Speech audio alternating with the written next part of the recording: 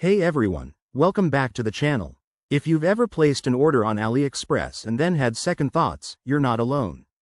Today, we're diving into a straightforward guide on how to cancel an order on AliExpress in 2025. This process has been updated for better user experience, so let's get right into it. First things first, make sure you're logged into your AliExpress account. If you aren't, head over to the AliExpress website or app and sign in with your credentials.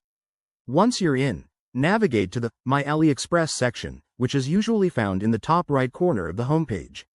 Now, click on My Orders to see a list of all your recent purchases.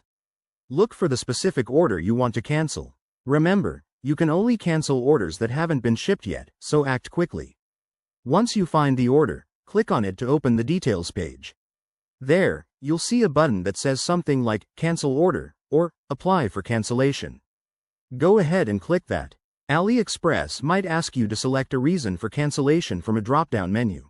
Options could include Changed my mind or Ordered by mistake.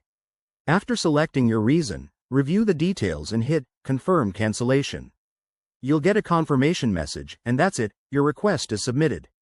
Keep an eye on your email or the app for updates, as AliExpress will notify you about the status. A few quick tips to make this smoother. Always check the order status before attempting to cancel. If it's already shipped, you might need to request a return instead. Also, refunds can take a few days to process, so be patient. If you run into any issues, don't hesitate to contact AliExpress customer support through their chat feature. They're usually pretty responsive.